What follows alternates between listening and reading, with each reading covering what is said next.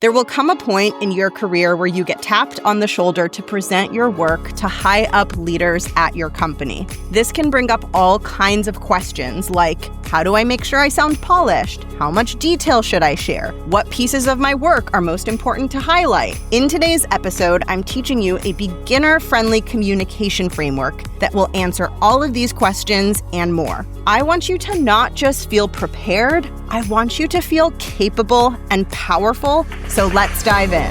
Welcome to The Art of Speaking Up, a podcast that helps professional women access the limitless potential that lies within them.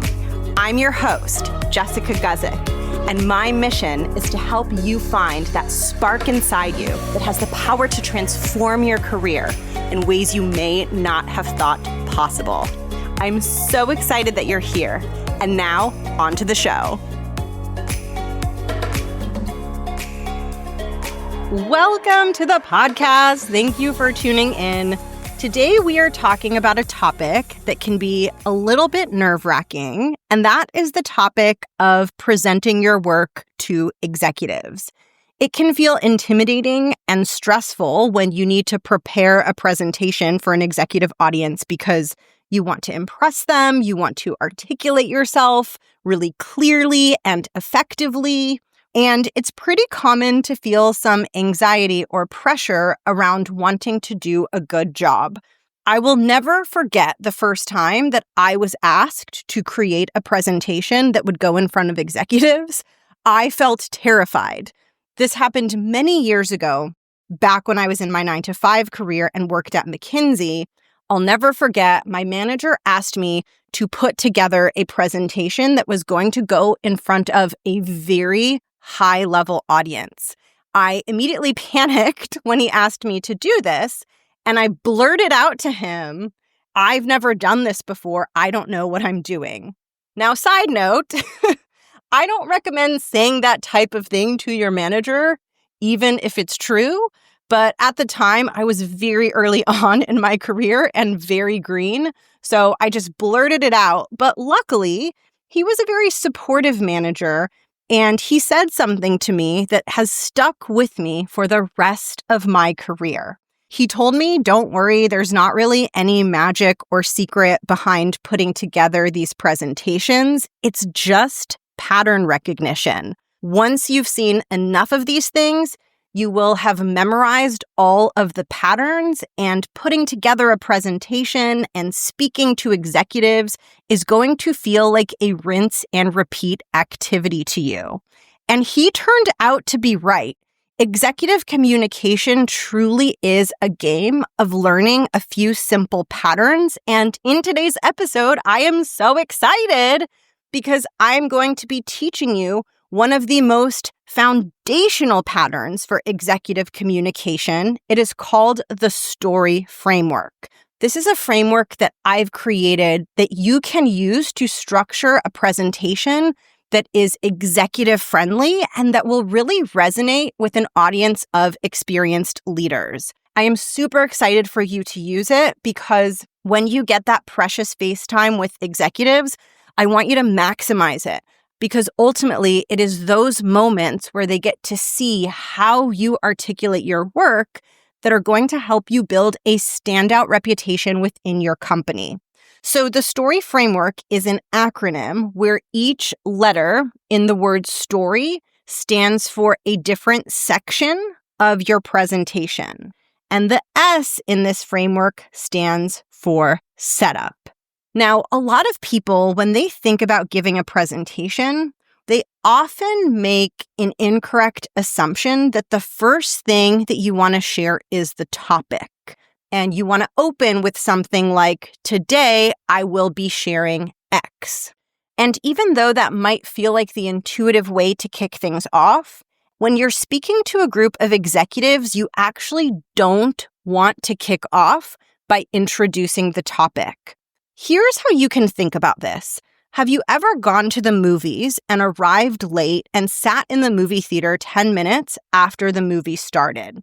If that's ever happened to you, you know how disorienting and bad it feels. You're trying to catch up on who the characters are and what is happening, It makes it really difficult to enjoy the movie, and you have to do a lot of mental catching up in order to understand what's happening in the plot. So that feeling of being lost and confused and not really knowing what's going on, that is the feeling that an executive audience is going to have if you jump straight into the topic. And just like a good movie has a few minutes of setup before the plot starts to unfold, a good presentation also has a setup before you introduce the actual topic. So S stands for setup, and this is where you share the bigger picture context with your executive audience. This will help them understand how your specific topic fits into the broader goals of the business, and it will avoid them feeling disoriented and confused. So a good, solid setup should include 3 ingredients. I'm going to teach you each one, and then I'm going to share an example so you can understand what this is supposed to sound like. So the first thing you want to do in your setup is you want to name the bigger business goal that your work plugs into. Whatever it is you're talking about and sharing with these executives, there's probably a bigger business goal that sits one level above it. So if you're working on customer research, maybe the bigger goal is to help your company market better. If you're working on a sales proposal, maybe the bigger company goal is to expand its customer base. You want to figure out what that big goal is, and you want to make sure that this is the first thing that you mention. This will help you meet your executive audience where they are at. The higher someone is in an organization, the higher level their thinking is. Your executive audience likely isn't really in the weeds and thinking about this project and that project. They are far more likely to be thinking about this big goal and that big goal. So when you open your presentation by referencing a bigger business goal, your executive audience will think, well, that's a goal that's important to me. So I better listen because whatever she's about to share next is probably relevant and important. So that's the first part of a really great setup. The second thing you want to include in your setup is something I call words of excitement and inspiration. One of the things that will elevate your communication from an individual contributor level to a leadership level is when you start using your words to inspire your audience and get them feeling really bought in and excited. And this is personally one of my favorites because it's really fun to get to be the person who brings that light and that energy and that optimism into a room. And that's exactly what you want to do in your setup. If you share words that get your audience feeling excited and inspired, they will be so much more interested in and engaged with what you are sharing. And it is such a win-win because as the presenter, it feels really good to do this. It feels amazing to get to be the person telling a group of leaders that you are about to share something that is helping them get closer to their goals. When you get to be that voice in the room and you watch the energy in the room get bigger and brighter, it's really, really, really satisfying. This is one of the things that I love most and miss most about my corporate career is just getting to be that voice that gets people kind of like sitting up and perking up and feeling excited to hear whatever is coming next. Now, the third ingredient in a really solid setup is something that I call a sense of urgency. A sense of urgency means you are communicating to your audience why this matters now. Why is the thing you're talking about important today? Why did you bring these executives together now? When you create a sense of urgency, it reminds them that the work is important, and it also has them paying attention much more closely and participating and interacting with you in a much more meaningful and productive way. So what I'm going to do is I'm going to share with you an example of a presentation being kicked off without a setup, and then I'm going to share with you an example of that same presentation being kicked off with a setup so that you can feel the difference and see what this looks like in practice. So here's the example without the setup. Welcome, everyone. Thanks for joining. Today, I'm going to walk you through our hiring plan for the upcoming fiscal year. Okay, here's what that same presentation would look like if you kicked it off with a strong setup. Welcome, everyone. Thanks for joining. As you know, our company is aiming for roughly 10 to 15% revenue growth in the upcoming fiscal year. Today, I am super excited to share the hiring plan that will help us grow our headcount so we can meet that goal.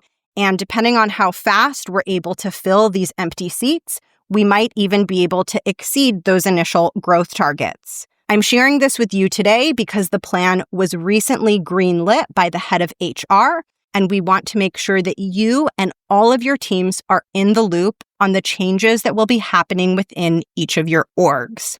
Okay, now obviously my second example with the setup was a lot longer, but also a lot better. So the reason that this setup works is because it includes, number one, the bigger business goal of a 10 to 15% increase in revenue. Number two, it includes words of excitement and inspiration. I talked about how this plan is going to help with growth and how if we're able to hire faster, we might be able to exceed those growth targets. And finally, it includes a sense of urgency. I let my audience know that these are changes that are going to be rolled out to their teams, which is why it's important that I share the information with them today. So once you have done the setup and hit on those three things, then you can move into the next part of the story framework, which is T. T stands for topic. This is where you let everyone know what the topic of your presentation or update or meeting is going to be. Now, the biggest thing that I want you to take away so far is that T comes after S in the word story. Make sure that you give setup before you introduce the topic. And introducing the topic is very straightforward, so I'm not going to spend too much time on that. That's where you're going to tell your audience the topic of what you're about to share with them. Now, the next letter that comes after T is super important, so this one's going to get more focus. After T in the story framework is the letter O. O stands for overview. This is something that many people skip. A lot of people will introduce the topic and then they will get straight into their content and they'll start walking their audience through the details. When you are talking to a high-level executive audience, you want to avoid going from high-level topic straight into the weeds and the details of everything related to that topic. Here's an analogy to help you understand why. I want you to imagine that you are traveling to a foreign city that you have never been to before and you are lost. And you don't have a phone on you, you have no way of using Google Maps or GPS, and someone sees you and notices that you're lost and says, "Hey, no problem, here's a detailed paper map of the entire city." So you think to yourself, great, now that I have a map, I'm going to be able to get back to my hotel. But you open the map and you see all of the street names and all of the monuments and all of the little map details, and you feel confused and think to yourself, wait a minute, I don't even know where I am on this map.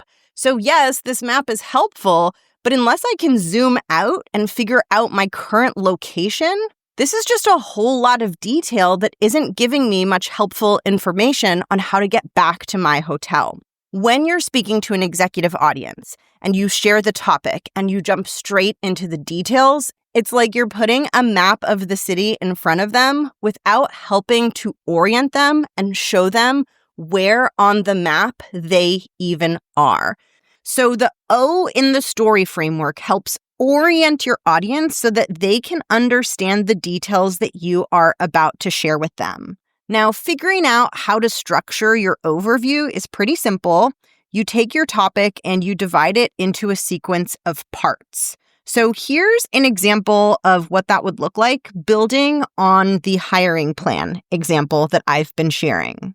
Today, I'll be walking you through the hiring plan in 3 parts. First, I'll share a breakdown of the headcount by team. Then I'll walk you through the strategic decisions that informed this headcount allocation. And finally, I'll share the hiring timeline as well as the budget implications. So as you can see in this example, before I share any information on the hiring, any details on how many people, and total investment, and what it looks like, and when we're hiring, and where those headcount are going to sit, before I get into any of that, I share this high-level overview, and I tell my audience, here's what you're about to get from me. Here's an overview of what I am about to walk you through. This overview is one of the most important things for boosting your credibility because number one, it deepens your audience's trust in you. When you come in with a sharp, polished structure like this, what you're communicating to your audience is don't worry. I have organized this well, and I have thought this through before bringing it to you. The structure conveys to our audience that we are coming in with a certain level of professionalism and polish. It signals to our audience that our presentation is going to be cohesive and easy to follow. And this is one of the biggest things that executives want to see. People throw messy, disorganized, chaotic, hard to understand information at executives all day long. And so many people don't slow down and take the time to simplify it, to make it easy for their audience to understand. So when you come in with a crisp, clean overview, your audience sees that you are not one of those people bringing it in a little bit messy. They see that they are getting something clean and they think to themselves, thank goodness. I cannot underscore how much this will elevate the quality of your communication and of your presentations. And something I love about the O part of the story framework is it's not about having to use fancy words or jargon. It's just about slowing down and asking yourself, how can I break this into pieces and just make it feel easier for my audience? That is all it takes to get your communication out of that individual contributor level and into that more executive-friendly level. Okay, so now we're going to move on to the R of the story framework, which stands for run through. Run through is where you run through all of the details and the core story of your presentation. Now, the beautiful thing is that if you've done an overview, that gives you the exact structure to follow for the run through. So however you laid out the storyline in the overview, you're going to follow that sequence in the run through. And try not to overthink it or stress about how you should structure the overview and what the parts should be. As long as it feels decently intuitive and sequential and organized, that is all you need. Now, I want to share a bit of a bonus tip to help you make the run-through section of your presentation super powerful. At the very beginning of this episode, when I was teaching you how to do a really good setup, I explained to you that when you share words of encouragement and inspiration in your setup, it gets your audience really excited about the presentation and about everything you're about to share. When you're doing your run-through, I recommend sprinkling in words of encouragement and inspiration as you are walking your audience through the details of the run-through. This will have two really positive impacts. Number one, it will help your audience see how some of the specific details of your work are feeding into the larger goals of the business. This is super important because without you making those connections, your audience is unlikely to make those connections on their own. And number two, when you're adding in those words of encouragement and inspiration, it adds an emotionally uplifting layer to your communication that makes all of those details that you're sharing feel a lot less detaily and heavy. Now, the best way for you to understand what I'm teaching and what this looks like is through an example. So going back to the example that I shared about this recruiting plan, let's say I'm sharing a slide that shows the timeline of how many of the new headcount will be filled each quarter of the fiscal year. I'd want to go one step beyond just sharing the number of heads to be hired per quarter, and I'd want to sprinkle in words of encouragement and inspiration. So for example, maybe I'd say something like, in Q1, we're planning to hire roughly 60 headcount across all of the teams, which represents nearly half of the total headcount goal for the year. By front-loading the hiring in Q1, we will be able to release our next set of product features faster. Not only will this help us capture revenue growth more quickly, but it will also help us get customer feedback faster so that we can be quick to iterate on the features and continue growing. So in this example, I'm going beyond just telling them the number of headcount, and I'm sharing words of encouragement and inspiration to help them see how this specific piece of information that I'm sharing with them is going to lead to something good. The ability to take the information that you're sharing and add those words of inspiration and encouragement and show your audience the good things that are going to happen as a result is one of the key things that will make you and your work stand out. When you only share just the raw data and you don't get your audience excited about it, then they see you as more of a worker, a doer, an executor, an individual contributor. But when you talk about the bigger picture wins and why it's exciting and how it's moving the needle forward, that's when they start to see you as a leader, someone who's inspiring them, someone who is helping them achieve the things they care about most. This is really going to elevate the way that they perceive you and help you get more credit for the impact that you are having so that you are seen as a leader who is really moving the needle within your organization. Okay, so that was our run through parts, and now we're on to the why in the story framework. Why stands for yay. So something that's really important to do is to end your presentation on a high note. That's what the word yay represents. You want to wrap up with a reminder of all of the exciting, juicy things that you have just shared with your audience. This ensures that there's no possible way that they could leave your presentation without being super clear that you delivered something high quality and highly impactful. So let me walk you through an example of what the why part of the framework, the yay part, could look like. So building on the example that I've been using, it could sound something like this. Thank you all so much for spending this hour with me. My team and I are super excited to get to support next year's growth goals and to get to front load the hiring so that we get our product out to market faster and so that we are able to iterate on our product features and more easily capture the growth that we are after for the next fiscal year. And with that said, these plans will be in motion starting next quarter, and my team and I can't wait to partner with all of your teams to make this happen. So this is an example of why, yay, ending the presentation on a high note and reminding my audience that I have just walked them through something that is playing a significant role in my company's goals and in the things that matter most to them. This ensures that when they walk away from this presentation, what they're probably going to be thinking is, wow, she's really nailing it. Her work is having impact, and she seems to really understand what makes this business tick.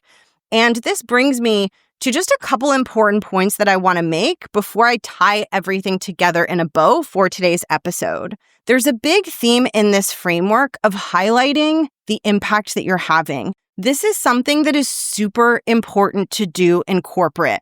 If we want our audience and leaders and executives at our company to have certain thoughts about us and what we are capable of, we have to be courageous and we have to be willing to go first and share those narratives and stories with them.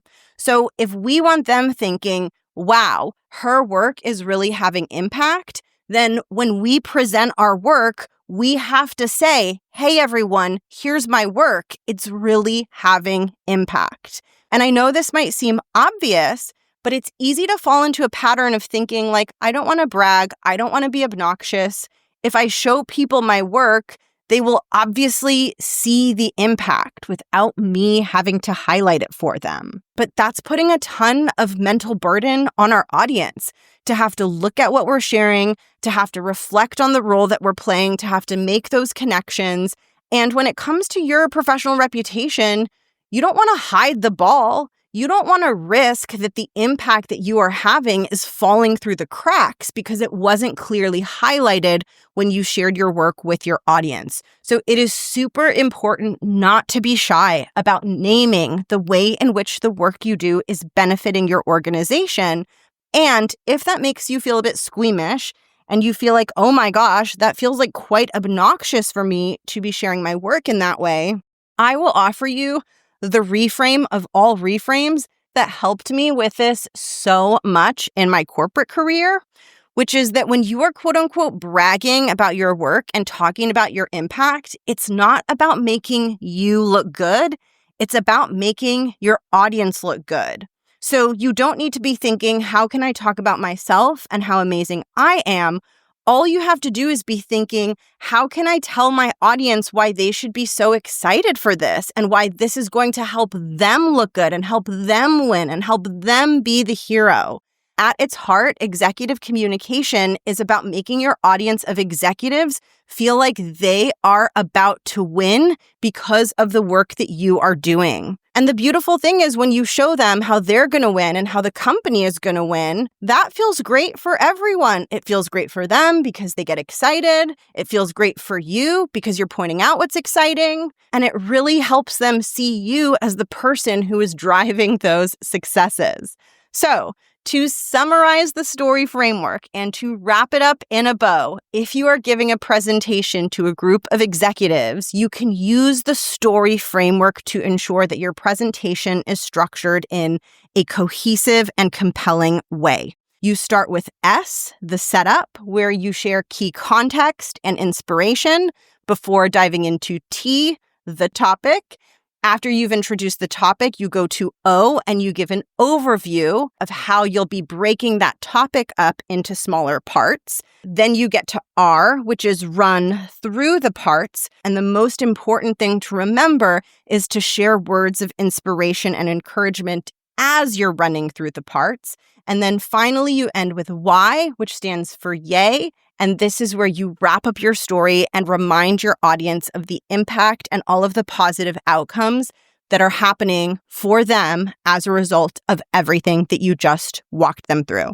As you can probably tell by today's episode, I nerd out on this stuff so much. Executive communication is one of my absolute favorite things to teach because it has so much potential to help you feel and sound powerful when you are sharing your work across your organization. Today's episode only scratches the surface of everything I have to teach you on the topic of executive communication.